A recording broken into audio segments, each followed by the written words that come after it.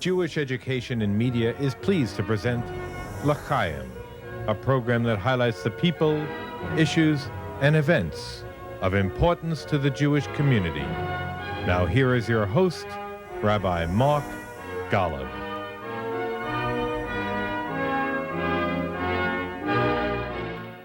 I'm Mark Golub, and if you've been watching Shalom TV for any length of time, you know that what this channel is all about is opening for many of the tens upon tens of people, thousands of people, who watch Shalom TV every day, a window into the beauty and soul of all things Jewish, especially the genius and the profundity of the Jewish tradition.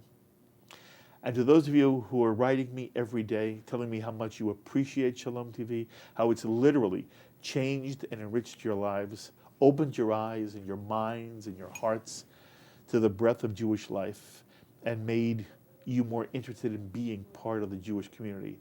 You have no idea how much your words mean to me and to everyone who's helping to produce the first serious Jewish channel on American television. You inspire all of us to want to bring you, your families, the best Jewish channel possible.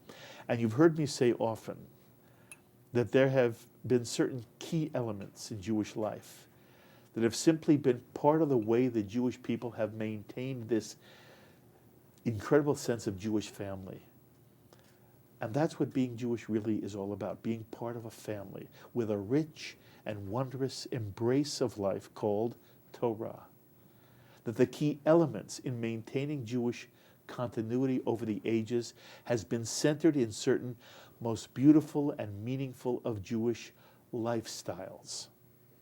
And most important of all, of course, you've heard me say it many times, is the Shabbat, the Sabbath. Especially as a family gathers around the Friday night table, often multi-generational parents, children, and grandparents, to celebrate the most special of moments every single week. The Shabbat is the cornerstone upon which the Jewish people and the Jewish present and the Jewish future meet and bind us to the Jewish past as well. And there's such truth in the statement that more than the Jews have kept the Sabbath, the Shabbat has kept the Jews. And I just received a lovely email in which someone wrote me that she heard me describe the Shabbat I was lucky enough to have in my parents' home, and how much she wished she could have had that same experience herself, and how she's now trying to bring that same sense of joy and warmth into her own family, her own home. So it all begins with Shabbat. But there's more. Throughout Jewish history, a fundamental pillar of strength in Jewish life has been the way in which Jews eat together. And any of you who've been fortunate enough to study sociology, you know that the single most social act in human life is breaking bread together, eating together, which is why the entire world of kashrut, what's sometimes called in English the Jewish dietary laws, kashrut has been the second most important pillar of Jewish life throughout Jewish history. And it used to be that if a Jewish family was looking for a strong Jewish community in which to live, before they looked to see if there was a synagogue, they looked to see if there were a kosher butcher.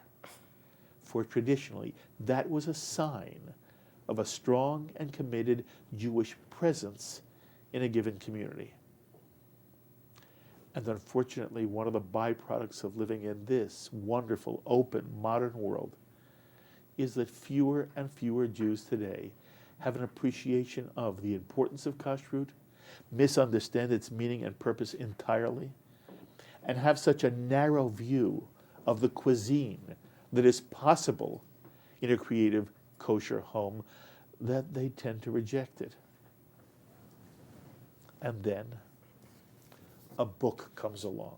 Actually, a third book comes along that simply explodes every myth associated with kosher cooking and kosher cuisine, and which is predicated on a philosophy that kosher meals should be imaginative and nutritious made with the finest of ingredients, and most important of all, be delicious.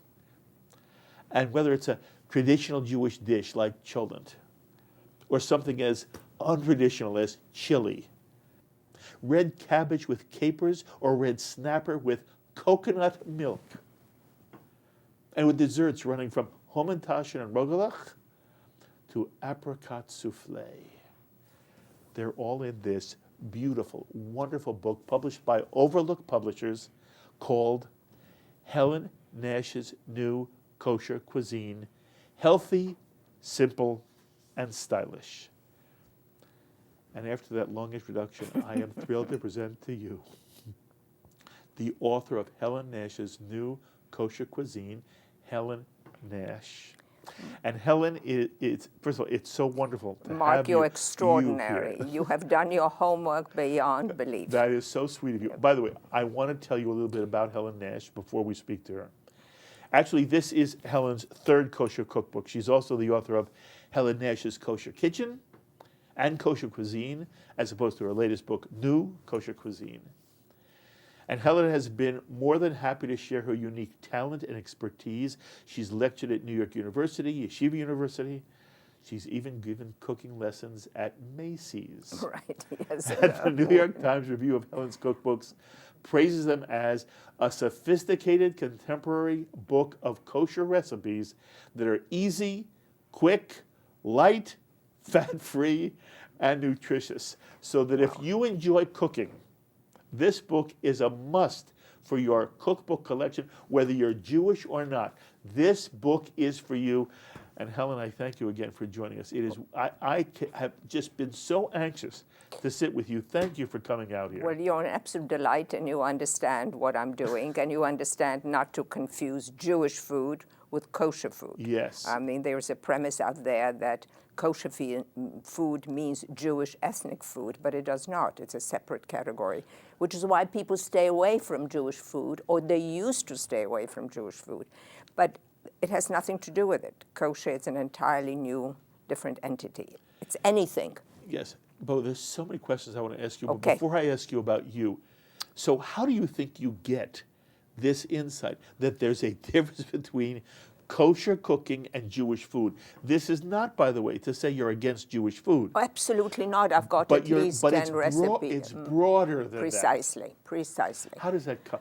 Actually, I'm proud of the Jewish cuisine, like of the Italian cuisine, and it's representative with chicken soup, a knedler, and stuffed cabbage, and you illustrated a few as well, and cholent, which at this time of the year is fantastic. Yes. But that's not what I'm trying to sell. I'm trying to sell, I'm trying not to sell, to introduce people to any, if you are observant, which I have been all of my life, you would like to broaden your spectrum.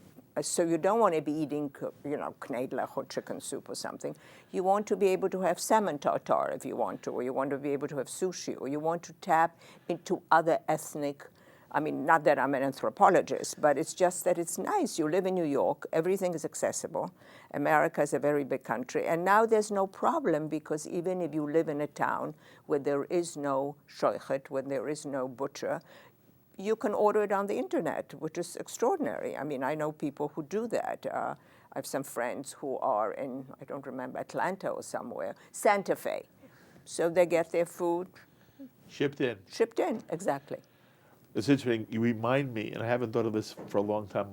My grandfather ended up, as so many of the immigrants who came in at the beginning of the 20th century, he ended up in the Midwest. In the Midwest. And he created a business for himself, and he lived in a small town on the Ohio-Indiana border called Union City. There was no kosher butcher. Once a week, he would go to Dayton, Ohio, right. buy a week's worth of kosher meat, right. and bring it back. Right. And today, we don't have to get in the car and drive. As you say, you can order it on the internet. Absolutely. So, all right, before I talk about the book in particular. Okay. So I know a little bit about you. Right, and from the introduction. And so I know you were born in Krakow, Poland. Right. I was born, I'm quite vain, but I was born in 1935, so I was very little when the war broke out, which was September 1939. Siblings? Yes, I have a brother who was born in the United States when we came here. He's alive, and my late sister, who's no longer. She was just a year and a half older than I am. So we were the two of us, and when we came to the United States, my brother was born, so we were three. Okay. What were your parents' names? My mother, Rose is her English name. It was Rizel, but it was Rose, and my father is Moses, and they called him Moshe or whatever. Okay. These are. My name is Chaya. Chaya. Right, but Lovely it's Helen. Life. Very good. Ultimately, in the war, you had a difficult experience, correct? Yes, we were evacuated by the Russians. I mean, the Polish government, I think, was dictating to everybody, to the Jews, that women with children should be going. I don't know whether south, north, or what. But at that point, the Russians had signed a treaty already with the foreign minister, Ribbentrop, and Stalin just appropriated what he wanted. And part of Poland is what he wanted, and he needed labor people. So we were evacuated in the middle of the night at gunpoint. Do you remember that at all? That I remember distinctly, and I was talking to Eric Kandel, who just got, as you probably know, Mark, he received a Nobel Prize for research on memory and other things, and he said that extraordinary things people remember, and that I remember because I was crying, it was in the middle of the night. And Describe it a little bit for us. You know, the recall, it's definitely in the middle of the night because they want to terrorize you, and they come at gunpoint and they tell you that you have a half an hour to get dressed and that I seem to remember, to get dressed and pick up a few. I remember it because my mother and father had a big fight because my mother wanted to take more into the valises, whatever she could, and my father was screaming, why are you taking all of this? I mean, how are you going to carry it? What are we going to do with it? So I don't know whether I was scared by the Russians or I was scared by this tension in the air, and everything had to be very, very quickly. Helen, you know, it's difficult for us, we who grow up in America, in relative total safety. Absolutely. To be able to imagine what it's like for armed police guards, right, whether it's Gestapo, whether it's... you can't even talk to them. And they, all of a sudden, they're in your house. Brutalized. And they are telling you to go here, to go there, to do this, to do that, threatening your life. Right. Do you understand? It's almost impossible for someone who has not experienced it to understand what you're saying. I would imagine. We didn't understand it either, and most of us didn't want to go with them because we were put on a train. And some people jumped the train and went back. And those that went back, of course, went back to Auschwitz. So we didn't know that this was really our salvation, although it wasn't really a salvation because many people did die, because Sverdlovsk was a labor camp. What was that like? From the best of my recollection, you know, we were rationed. We were under total surveillance. It was like a barrack, and everybody had a family, had an apportionment, whatever their space was. Were you with your mother and father? With my mother and father, but my father went every morning, I suppose, to the salt mine or a coal mine. That's what Sverdlovsk. Many, many, many people did not make it under those conditions because my father never did any labor in his life. I mean, he was, of course, working and all, but it wasn't hard labor. I was probably more fortunate because my mother was very, very, very, very beautiful and very capable, and she managed to be like the manager of a particular cell, which is where we lived. So perhaps we had it a little better off, my sister and myself, but I really don't know. But we didn't stay there long enough because...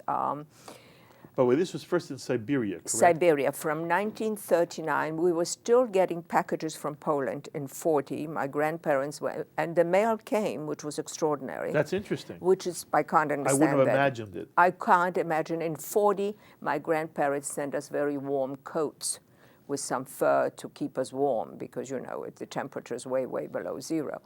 And then everything stopped. Like in 40, everything stopped. But we didn't remain. We were one of the families that did not remain because my father before the war was in what's called spirit business, which was liquor and other things. And somehow he had some kind of an idea that he sold to the Russians that we could go to Kazakhstan, or Uzbek country, where it's very, very, very hot, and he could concoct some kind of a drink that the natives would like. So it was probably water with some kind of a coloring because it looked pink. And I don't know how they did it, but we wound up in Kazakhstan, Uzbek country, and there, I don't really know. There, I think they wanted him to be a spy. I mean, it was all under the covers for the other, that's why we were going from place to place, because they would arrest him one day, and they would say, well, you have to spy on this and this family. And he said yes, but of course he had no intention of doing it. Nobody's going to spy any of our people.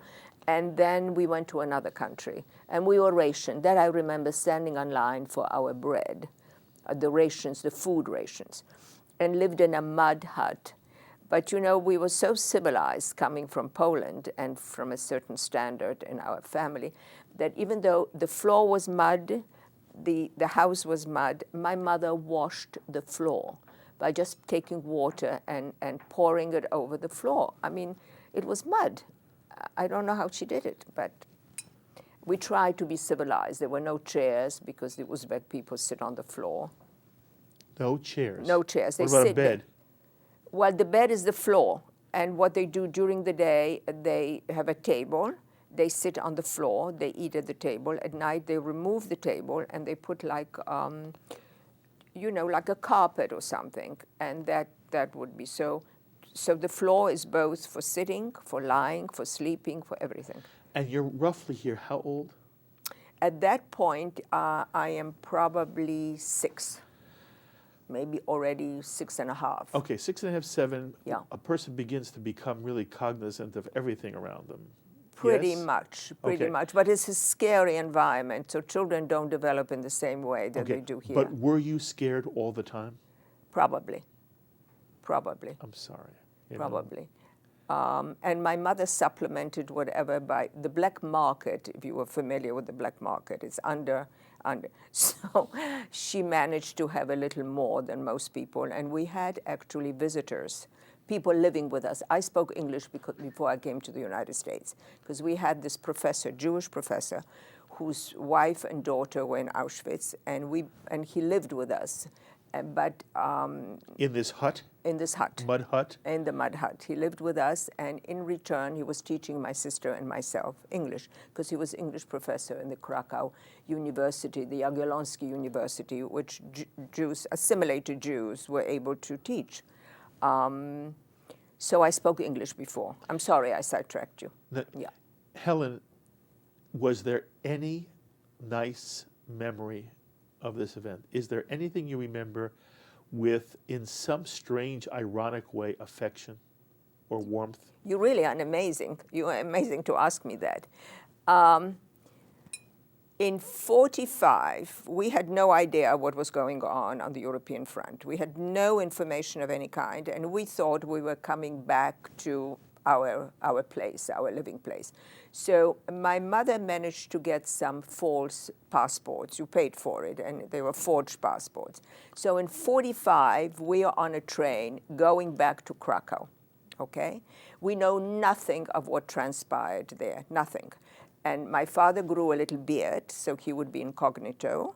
And the Russian people are very, very nice people, the people themselves, and they love children.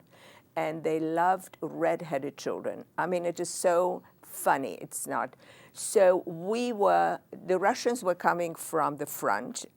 You know, the soldiers were coming from the front. They were all injured, but they shared their food with my sister and myself, because she was a redhead, vibrant redhead, and I was, and full of freckles. And they admired that, which in Poland was not admirable, but in Russia, at least among these, it was. So it was very lovely memories, because they gave us so much warmth. And then we discovered that they were coming from the front, wounded, whatever, and we were going to Horben. We were just going to a devastation. And when we arrived in Poland, Mark, you may appreciate this, in 1945, the war ended in May, the unconditional surrender, whatever. And my father was very ill.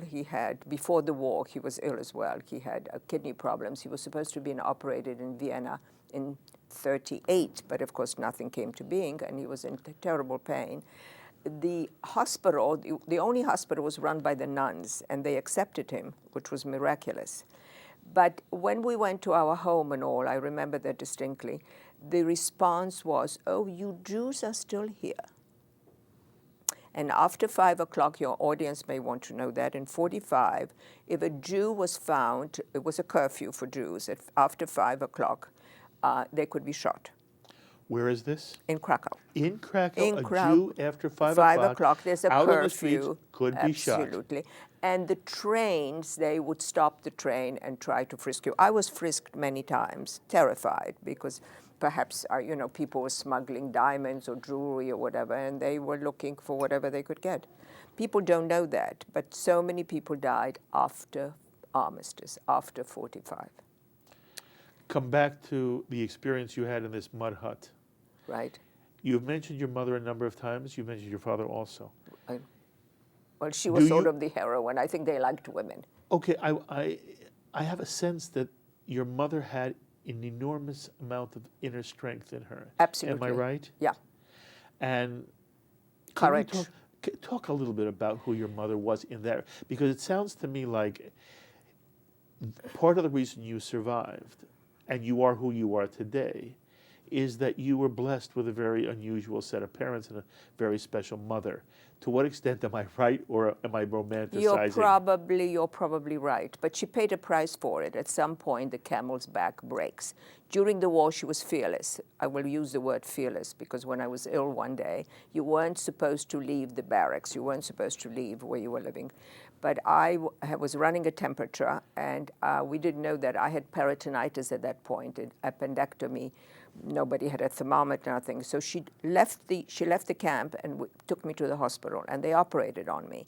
And she was put in prison for one day because the doctor said I needed some nutrients. I needed carrots or something. Where were you going to find a carrot in Siberia? And she defied everything. And but when she came to the United States, she was very fearful. Really? Yeah. And in her later life, she was very, very fearful. And do you think in some way that was almost a later reaction to when it really was more frightening and she had sort of put that aside? I would think so. I would think so. I would think so. And forgive me for asking such a personal question. Did you remain close to her emotionally? Yes, yes. I mean, it wasn't this kind of situation is the wrong word. It wasn't the kind of relationship because in Europe, there was a very strong distinction between parents and children. And you didn't say too much to the children. You didn't ask their opinions about too many things. You didn't involve them. You made the decision yourself. So I took care of her. I spoke to her every morning and all. But it wasn't really a meeting of the souls. Mm-hmm. I just wasn't accustomed to it. I understand. Yeah. And how about you and your father? My father died quite young in the United States. He died in... And with my father, it was probably more psychological than with my mother. Okay. But then I got married and I had children and I was so busy. Don't go ahead of me yet. No. Don't go ahead of me. Almost okay. there, almost All there. Right, okay. Okay. How much family did you lose in the Holocaust? Everyone. I think there was one cousin left, or two cousins, everyone on my... No, I should really paraphrase this. My grandparents, my mother's father and mother, were hidden by a peasant woman on a treetop right outside of their home. What do you mean on a treetop? She constructed out of hay on a tree a home, a 2x2 probably, and they were there for the entire war. When the war ended and the Russians came and they were able to get down from that treetop, I call it a treetop, my grandmother was completely hunchbacked. She couldn't straighten out. She couldn't even walk, for that matter. But you know how they survived. This peasant woman had a little farm, and they were kosher even there, which is extraordinary. And somehow they figured out the holidays even, which is extraordinary. And she milked when she milked the cow. The peasant woman. Apparently, the nutrients in hot, freshly, whatever you call it, milk is very, very, very nutritious. And that's what she gave them, and potatoes, because they were kosher. Well, she wouldn't have had any meat during the war either. But it was extraordinary that she did that, because even though she was paid with God knows what, with their jewelry or with their carpets or with whatever possessions they had, her life was in danger. Isn't it amazing the stories that really come out of the Shoah? The stories both of heroism within the Jewish community. Precisely. And for all of our criticism, and there is justified criticism for what wasn't done for people. Justified. Absolutely. At the same time, there were the righteous Gentiles who did extraordinary good. Mark, there weren't enough of them. Let's be quite practical. They did very, very good, but I have a problem with these that reported other people. There were lots of Gentiles and Jews because there were people in hiding. You paid for it initially, you still had the money and you could do it. But it's one thing for the Germans for the SS to find you, and it's another thing to be told that somebody is in a bunker or under whatever. So I'm not as gracious about it as you are. Although you are, when it comes to the peasant woman who saved your grandparents. Absolutely, absolutely, yes. absolutely. In the mud hut, did your mother and father think that there should be any sense of Jewish life? Was there ever Shabbat in this mud hut? I think so. I mean, we had no meat. I do know we observed Pesach. What did we have? I don't know. We found some matzah. Don't ask me how. And the great delicacy was potato on top of the matzah, pureed potato. God knows where we got that. You remember matzah? I remember matzah. I remember Pesach. Only matzah, potato, and onions. But when you look at, is it just I, or do you ever say to yourself, this is an amazing story? It's you. You don't, okay. Well, I'm going to tell you I don't something. focus. It's an amazing, It's you. This is an amazing story. I want you to appreciate, what you're telling us is amazing. Well, you're probably the only one that knows it, because anytime anyone asks me to do a memoir for my grandchildren, because I have kind of horror 6 of them, I say, no, no, no, no. Well, you're very sweet to talk to me about it. All right, how do you end up in America? America, well, when we realized the Horban, when we realized that there was nothing there, I mean, nothing was left, and none of the polls gave us even credence, and they were sorry that we came back. We were trying to come to the United States. Well, of course, the Polish quota was very small. Very small and closed, but someone via the network told us that if we went to Czechoslovakia, to Prague, the American consul in Prague would be receptive, but they're very selective. They would give visas to rabbis, and I don't know, maybe intellectuals or something. So my father, who was really not a rabbi at all, he was very learned because that's what you did, but he wasn't a rabbi, grew a tiny little beard, a goat beard, instructed my sister and myself what to say, and my mother what to say, and this wonderful, and we all went for the interview, and we got the papers. So we, in Czechoslovakia. Are you saying he pretended to be a rabbi? My father pretended to be a rabbi. Yes. Yeah. Well, this is a fabulous story. Well, you wouldn't have been difficult. You have to appreciate. This is a fabulous story. Why? Because he made believe that he's a rabbi. One detail after another here. Otherwise, we wouldn't have gotten the visa. Amazing. It's expediency. Your parents were very creative people.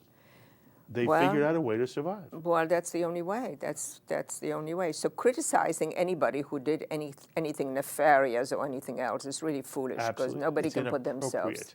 Well, that's true too. So you do get a visa. You come from Prague to America? We come from Prague to America, and we settle in Williamsburg, 95 Ross Street.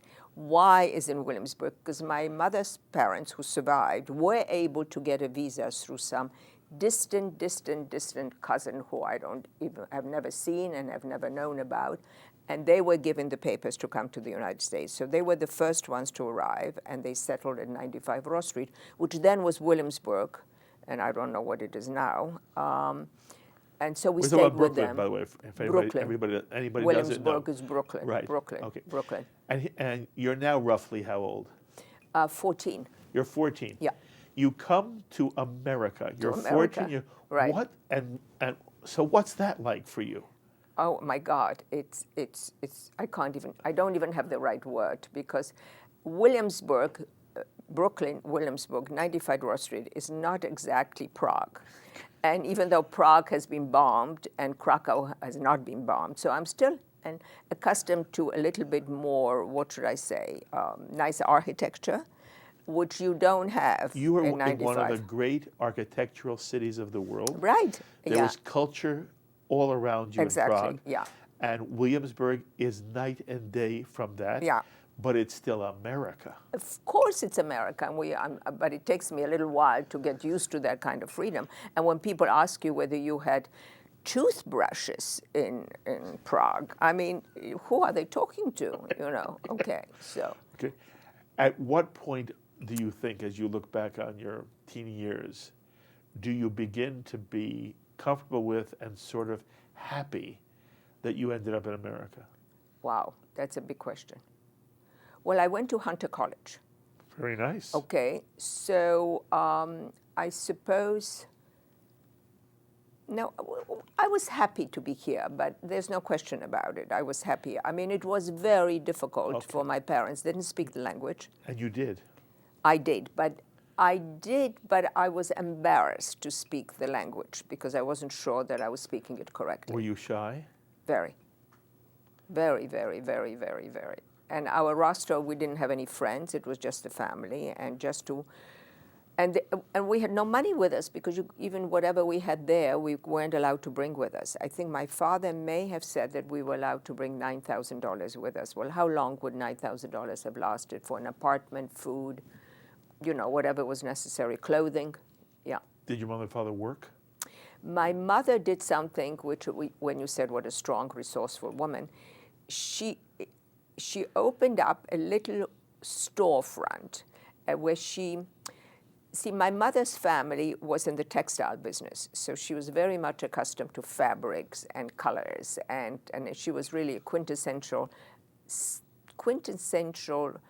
what should I say, early on in the 30s, she was a working woman because we have servants at home to take care of us, and she worked in the family business.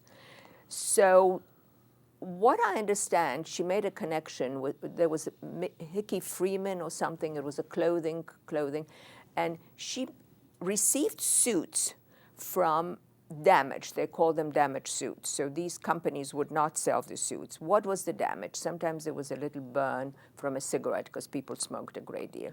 And sometimes it was a little cut that somebody, but they sold it to her probably for cash and probably for a very, very minimal amount. And then my sister and I learned how to weave. Do you know what French weaving is? I only know weaving in general. No, it's French weaving. What does French weaving mean? It's to repair a hole. I mean, a suit that you're wearing. If you would make a hole in your lapel or something, we were able to take the threads from some part and with a needle, with very good light and all, to weave it so there would be so it would look like brand new. And then she could sell them at extraordinary difference. And so she worked. And that's what she did. And that's what she did. And it helped you make, she supported her family that way. She worked because work was her salvation. My father died quite young, and then she remarried, and her husband died as well. And work is what kept her. Okay. So she worked very hard, and she had a store on King's Highway, I think it was. No, it wasn't King's Highway. Can't remember this moment. Okay. And what now is your educational path? Went to Hunter College and majored in English literature. Where would that have gotten me? I'd like to know. But I still love it. I still love reading, and that's really my best friend. Okay, is the reading. And without embarrassing you, I'm imagining two things. You're beautiful and you're shy. Shy, yes. And you're beautiful. Well, your mother was beautiful. Thank you very much. You're beautiful now. I'm sure you were beautiful then. Well, you probably were a about knockout many years. then. So you're a knockout and you're shy. Yeah. So do boys come after you? Boys come after me, it's true, but the boys that come after me are not religious, and I come from a very, very religious family, a rabbinic family. What does that mean? Well, we go back to the 12th century, where in encyclopedias, it's a very prominent family because they were sages, rabbis. They were heads of the Beis Din, which you can explain to your audience. A Beis Din is basically the court. It's more than a court. It really is the organization that not only makes law, but also, in essence, has the responsibility of running the community. Correct. So that you're saying... And I'm a descendant of the Marsham. Okay, so and the Minhas Chinuch. Oh, I get chills. So you know where I come from. Very lovely. Okay. And your mother and father, and then after your father passed away, your mother maintained a commitment to this Jewishness when she was absolutely, okay. absolutely. And so you had this. Absolutely. So lo and absolutely. behold, all the guys who came after you at Hunter, they simply weren't eligible, correct? Certainly And not. this is a footnote, but isn't it interesting, Helen, Yeah. that there was a time when young Jewish boys and girls, if they cared, they said, we simply are not open to dating and getting into that kind of relationship with people who don't share our perspective on being Jewish. It isn't so much today as it was at You're one right, Mark. point. You're absolutely right. Because my father, who was much more psychological than my mother was always very practical and very intuitive, was worried very much when I actually married my husband, who was Jewish, extraordinarily spiritual, extraordinarily philanthropic, cared about Israel more than anything else, an immigrant as well, because they came here in 1941 from Berlin. My father had great doubts that I would be able to adjust to someone who was, well, we didn't have a prenuptial agreement, but we certainly, my husband knew that the children had to be brought, if we had children, they would be brought up in a day school, which they were. They went to Ramaz. Kosher was not negotiable. Holidays were not negotiable. So he embraced that, but he never really, he liked that part of it, and he liked the Shabbat, and he liked the Friday night, but he never really embraced going to the synagogue or any of that didn't really mean very much, even Okay. though his parents were, do you know, when you went to Berlin, his parents were from Poland, but once you went to Berlin, you were like enlightened. You know what I mean? I do. You understand that many people consider a Polish Jew and a German Jew, that's like an intermarriage of sorts within the family. Exactly, Yes. exactly. So let's cut. Your husband was Jack. Jack. So how do you meet Jack, and how does he somehow win you if he is not initially from the mindset that your father and your mother gave to you? How did you meet him? Oh, you are impossible. Well, I was at a wedding in Manhattan. My best friend got married in Toronto. They were also Hasidim and a very, very Orthodox wedding. But there was a reception for the people that didn't go to the wedding to Toronto. There was a reception in Manhattan. And his mother and father knew the family. They were invited, but his father was away. And his mother said, would he come with her? And he said absolutely not, because he had other things. But he was a very good boy, a very good son, and he must have thought it over and said, well, it's really not the right thing, and I'll just go with my mother for a few minutes, and then I will leave her, because otherwise, women, 55 years, I mean, I'm talking about 1956, women didn't generally go by themselves, and they weren't really, it just wasn't the thing to do. That is correct. And he saw me there, and that was that. You see how life works? I see how life works, right? Okay. You're calling it destiny? I'm just saying that Fate. you decide to go someplace you don't expect to go to. It changes your life for the Yeah. better for the rest of your life. Right. Okay. Right. By the way, did you like him right away? No.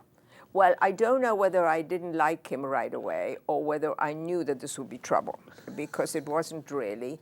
And he wanted to take me home. He had a car already then, because he was about 7 years So older he than liked I. you right away. Yeah, and I said, no, I prefer to go by subway, which is how I came and which is how I went back.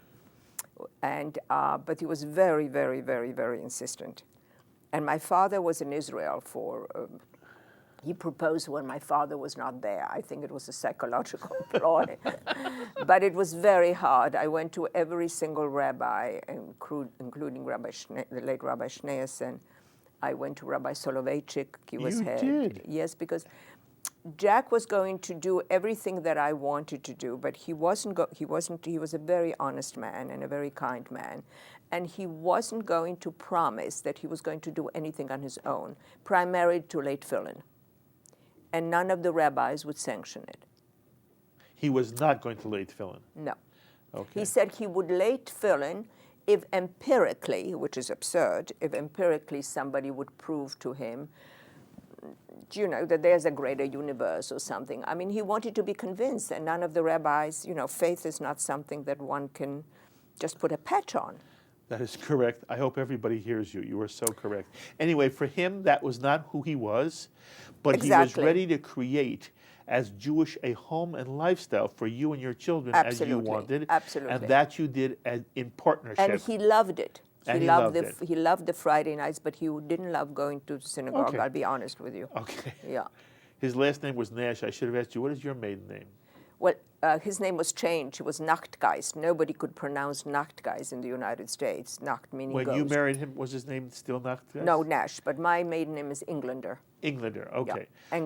Englander. Okay, Yeah. so you become Helen Nash when you marry him. Sure. And now I'm going to make it easy for you. Oh, good. Enough confession.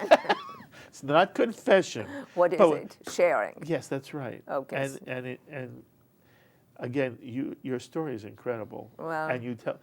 So I'm not going to make you now do every stage of your life till we get to the cookbook. We're going to jump. Yeah. Good. Okay, we're going to jump to the Good. to the cookbook with one little detour. Okay, one caveat. No detour. Detour, okay. You're not shy now. I am. You are not. Well, you're just bringing out the best in me. That's Am I? it. That's so Yes. sweet of you. Are you still shy? I think so. When I come into a room and I'm all by myself at this point, my husband died 5 years ago, which is why the book was written. It will be 5 years. I don't necessarily engage in conversation and speak to everyone. Okay. I don't Let do me that. put it a different way. Yeah. Am I correct? There's a certain degree of self-confidence you have. Listen, I've lived long enough. I should have a little more and confidence. yes, Yeah. and you've earned it, by the way. Well, I don't know about that. But I was just wondering if in some way your life with Jack gave something to you. Absolutely, absolutely. That's really what I I'm met getting people at. that I ordinarily would never have been able to meet had I stayed And in it my did help you grow, community. didn't it? Absolutely, absolutely. And so we're lucky if we get somebody Right. who helps us grow. Right. You know, and I'm sorry he's not here, but he must have really been a blessing for you for many, many years. How long were Absolutely. you married? Now it would be 55 years, Very lovely. which is Okay, so actually now, 57 years. No, 56 years. but does that mean you were married for some 50 years together? Yes. Okay. Yeah. And now we have a perfect segue to the book because Okay. you put in the introduction to the book, which is very sweetly written, that Jack has a massive stroke. Mm-hmm.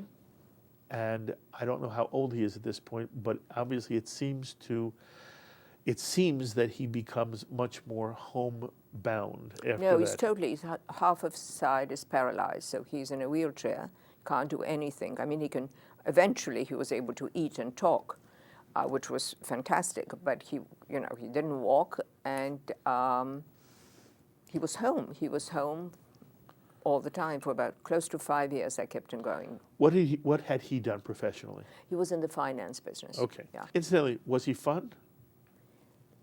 Or serious all the time? Serious. He was serious? Yeah. But we loved music. Music was his passion. Really? Yeah. Classical music. And jazz too, Okay, so you spend time at Lincoln Center? all the time. Okay. The Carnegie Hall. Carnegie Hall, even really, when that's we had no correct. money, we had subscription to the Philadelphia Orchestra and another orchestra, and we sat all the way up there. So music was a big deal. That's lovely. Yeah. That's lovely. So you write in this book that ultimately you wanted to create a certain healthy way of eating for him. No, even the other two books, the first book that came out about 30 years ago, that Random House did, because Yes. the editor there, Jason Epstein, sort of came to the house and loved what I was doing and couldn't believe it's kosher, because kosher had a reputation like, greasy and gray and uninteresting and no spices, no herbs. He said, well, if this is kosher, and he was a foodie already then, just bring me a proposal and I'll publish it for you. So that was the first book. And then the second book came out because I thought that the first book was a little too not simple enough, that you really needed a tiny bit skill, some kind of skill, some preparation. You needed to know what a saucepan and what a stockpot is, what a ladle was. I mean, basic things. So the second book he published as well. It was Helen Nash's Kosher Kitchen. And that was that. And I had no more intention of doing anything than you have in the next moment of standing on your head, whatever the metaphor is. And so here, out of the blue, Jack has a stroke. and the doctors don't give him any, it's not a good prognosis. And I need people 24 hours, 7 days a week. I mean, he just can't manage for himself. And I have to feed these people, okay? And even though I always told him I never want to marry him for lunch, only dinner, and I'm not prepared for lunches. I didn't even have luncheon recipes I had for girls or whatever, but not what men really eat. And then the fact that a person is in a wheelchair and not very mobile, you have to think of portion control, you have to think of nutrition, you have to, and the world is changing anyhow, because whatever I did 30, 40 years ago is not applicable now, or 30, 20 years ago. And I am a little bit au courant about the internet. I mean, I can use the computer. So I have a wonderful, wonderful housekeeper who adores Jack and wants to only prepare things for him. And I have to think of 3 meals a day and not get him too overweight, because the help was not going to be able to and he was quite a stocky, heavy man. To begin with. To begin with. So I have all of these recipes. And then when he dies, I fall apart. And even though the children are very good and everything is wonderful. How many children? I have 6 grandchildren, kind of horror, and I have two, a boy and a girl. Mazal tov. Thank you. And everybody's very good and very helpful and all of that. In the final analysis, I'm by myself. Yes. And you know that adage, God helps those who help themselves. I always quote myself with that to reassure myself. And I said, okay, so I will try to get together another book, which will have a different concept. First of all, it will have photographs. 30, 40 years ago, Gorgeous nobody photographs, had photographs. by the way. I will have a section on lunches, because he did enjoy lunch. Maybe the midday he was a little more with it. And so that's how the book came about. I didn't and realize it's dedicated to him, Yes, it is. to his memory, actually. There's a lovely, you say that at the end of the introduction. Yeah. By the way, just so the audience knows, I want to just read this. If one goes through the table of contents Yeah. of Helen Nash's new Kosher Cuisine, let me just show you what's in here. There's hors d'oeuvres, appetizers, soups, salads, vegetables, potatoes and legumes, pasta, rice and grains, fish, poultry, that's chicken, capon, turkey, and duck, meat. Luncheon dishes is a section in and of itself. Absolutely. And then desserts. And then for anyone who is learning to get around in the kitchen, Helen was kind enough to give you helpful tips, notes on ingredients, notes on equipment. By the way, I'm looking at that section and I say, ingenious to add that. Normally, a cookbook doesn't have I know people don't know what equipment. a mandolin is. Right. And now you have mandolins, and they're essential because they're Japanese. They don't cost anything, and you can slice and julienne and do whatever. And there's terminology. I mean, Yes, then you have notes on technique, and then you have... there's a language. People don't know what julienne is, That's or people right. don't know what mincing is, or people don't know what's the difference in mincing and fine chopping. There's not much of a difference, but there's a language. I mean, it's a discipline. So I said to myself, I wonder if from when you were a very young wife, mother, whatever, did you love being in the kitchen? I did, because I was on a crusade. Jack's friends were not exactly religious. They were mostly secular professional people. And it was always, I better eat at home because I'm going to be having kosher food, which is why I started telling you that they equated Jewish ethnic food with kosher food. And I said, this is ridiculous. This has nothing to do with the reality. So I went to cooking classes. Of course, I didn't eat because I was kosher, and I bought books galore, and I experimented. And I tell my audience generally, okay, if something doesn't work out, nothing is written in stone. And even myself, to my shock and amazement, Mark, I would make some corrections in the book now. I Would you? make some. I mean, yesterday I made some wonton shells, and I tell in the book it says 3-inch rounds, but now I'd like them 2-inch rounds because I like it smaller. So nothing is written in stone, and you have to bring something to. I mean, I don't know what kind of utensil the person is using. I don't know what seasonal ingredients they are using. So it's not written in stone, and you need to have a vocabulary. You need to have a little knowledge. What's a skillet, and which would be a better pot, and why do I like crusette? Because they have the enamel coating. I mean, they're shortcuts. You can still make a meal without them, but it just So I did. I started cooking very early. It was a crusade.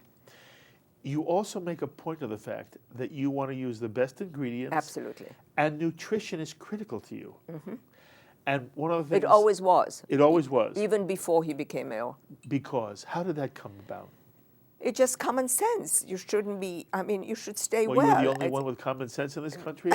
It was not something we grew up with. I think it's a country of plenty, and it's plenty, and there's a lot of waste, because it's a country that never went through, I mean, it did, you had a depression and all, but you were never attacked by anybody, and you were never deprived. I also have been struggling with how to phrase this question. You'll understand it, you may phrase it even for me. No, I won't. Yes, listen, there is a breadth here that is astounding to me. And again, there are such stereotypes about Orthodox Jews. I know. Kosher cooking. I know. There are such limiting, almost dark stereotypes. I know. I said to myself, and this is before we met, the author of this book, Helen Nash, embraces the entire spectrum of cuisine, so that some of the finest dishes you'd find, whether it's in a French restaurant or a Japanese restaurant, lo and behold, you're giving your reader an opportunity to create this in a kosher context. Correct. And I said to myself, how did that happen? How did you become so almost worldly as you look at this specific area of life, food? Well, partially because I believe that food is really a celebration. You alluded to it a little bit. I mean, just being together, having a glass of wine, having a discussion. And it's creative, it's extremely creative.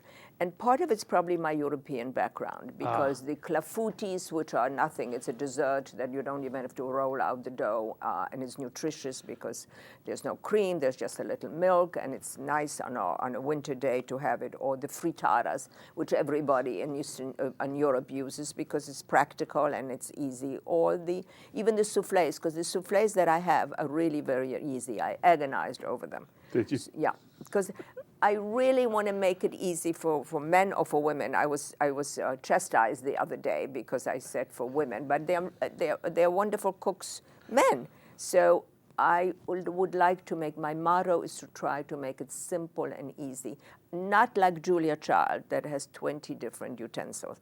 Lots of foil that you can dispense with, but I do insist. That's silly, but I would prefer that good ingredients and seasonal ingredients were used, if at all possible. But then, if it's not possible, then just don't do it, because it's supposed to be a celebration. It should be something fun. It just can't be all obsessiveness. When your children grew up in your home, yeah, they know everything. They know everything. Yeah, they choose not to do it, but they do. They know. Okay, you're talking about their Jewish life. Yeah. I wanted to ask you. You know, sometimes a child, you'll put something in front of a child, and a child will say, "I don't want that." Yeah. And the mother will say, "Well, try it. At least try it." Right. Did you have a hard time getting your children to eat as broadly? Absolutely. It was hard. Absolutely. You're so honest. No, I mean, it's true. And there's no accounting for taste. I mean, my son-in-law loves chopped liver. My son does not like chopped liver, just out of the ethnic foods. My son-in-law, who's from Colombia, loves spicy things. You know, if I make a ceviche, he wants more Tabasco. My husband never liked more Tabasco because he was mild. So it's very, very individual. And that's okay, isn't it? And it's perfect. And I want to make sure that the audience understands that, because there are many, many people who are not, first of all, who do not observe kosher to begin with. Right. And second, we have many people who are non-Jewish who watch and are going to fall in love with you. Well, this book is not simply for, you don't have to be Jewish to want to take this book, and you should. I'm going to say something derogatory, and I'm sorry I'm saying it, but I'm conscious of it. The book doesn't appeal to the Haredi audience because I'm not sure that they are familiar with tuna tartars, or do they want to be familiar So with the tuna ultra-Orthodox are not likely to pick this book up. Some of them are, but across the broad range, But that's not no. who you were writing for. No. You were writing for mainstream American Jewry and Absolutely. really world Jewry.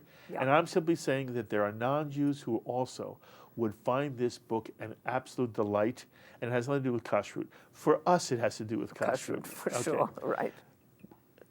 You were so committed to this to Jewishness, and really for you, it is in the form of being a traditionally oriented Jew within the Orthodox community. Absolutely, and a philanthropic.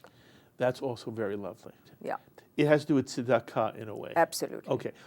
As you look at where Jewish life is going today, from the perspective that you bring, what troubles you? There's just too much rationalization and not enough emotion. They're just not attached. I mean, I'm attached body and soul to the kashrut, to that kind of life, to Israel. I think if anything happened to Israel, we are non-people. And I'm not sure that kind of emotion is, because there's just a lot of freedom here, and freedom in every sense of the word, and democracy breeds that. And I'm emotionally connected still, completely. I'm not even thinking straight about anything else because that's who I am. And you understand that it's a different world, therefore, and the different experiences bring our children in different directions. Yeah. And that's just the reality. Yeah. And our task, I say our task, it's being presumptuous of me. What I'm trying to do here is create a context that might appeal to people who do not have the emotional experience or background that you had, and to try to expose them to how extraordinarily wonderful, beautiful, insightful. We are the people of the book. We are the people of the book. Incidentally, I should have asked you this. If there were a Jew who said to you, I am not about to become 100% kosher, do you take an all or nothing approach? Oh, absolutely not. Talk about that a moment. No, not everybody's capable of being black and white completely. But if they do something, if they do Shabbat, so if the Shabbat doesn't happen to be kosher, but it's still a Shabbat and there's still lighting of the candles, so they broke some, so it's not exactly to the iota of the law, that's fine. There's no point being judgmental about it. It's bringing people to the fold.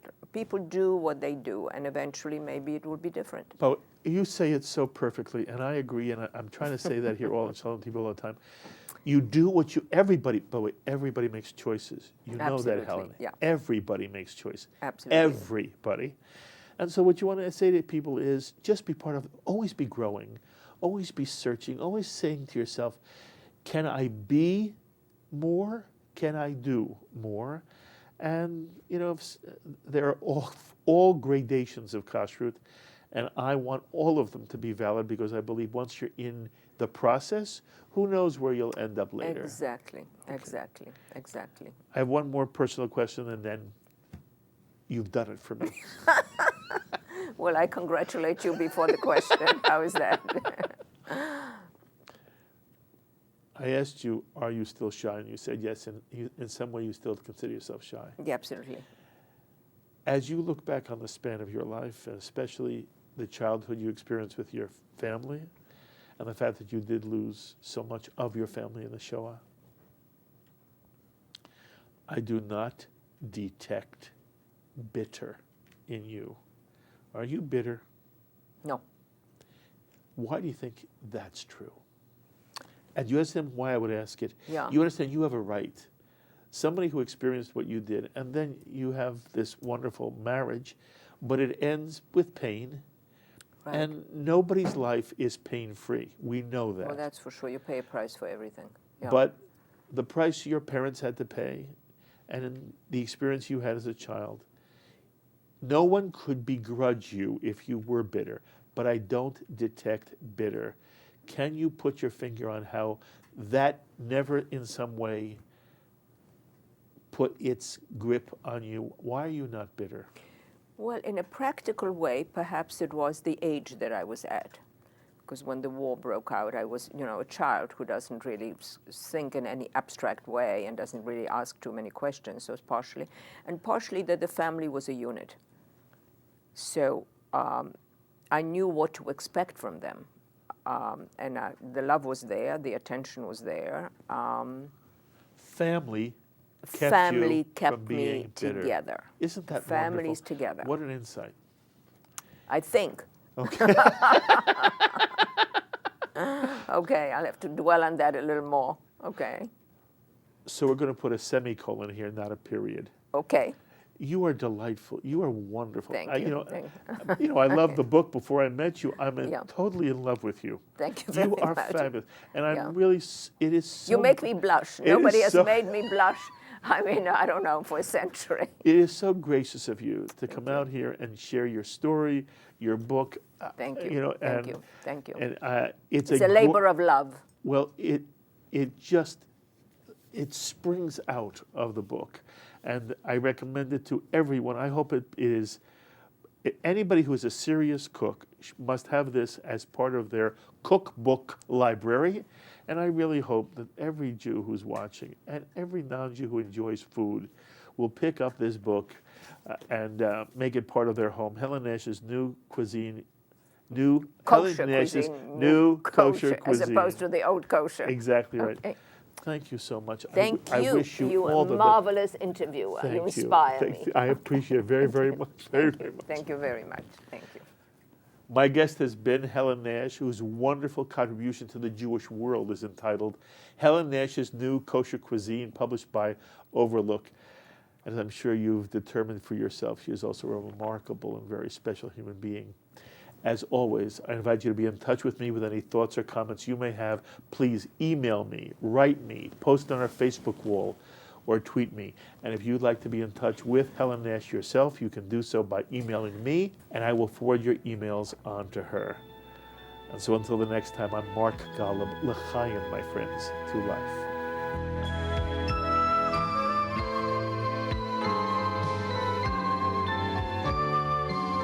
We would be pleased to send a complimentary DVD of this program to anyone who wishes to support Shalom TV with a tax-deductible gift of $36, double chai or more, to the nonprofit organization Jewish Education in Media. Simply visit the Shalom TV website homepage and click on the Donate button to make a donation by PayPal or your credit card. And please indicate the program for which you would like a DVD. Or you can send your tax-deductible check made out to GEM, Post Office Box 180, Riverdale Station, Bronx, New York, 10471. And again, please remember to indicate which program you would like to receive on DVD with our compliments. And we thank you for your kind support. L'chaim is a presentation of Jewish Education in Media.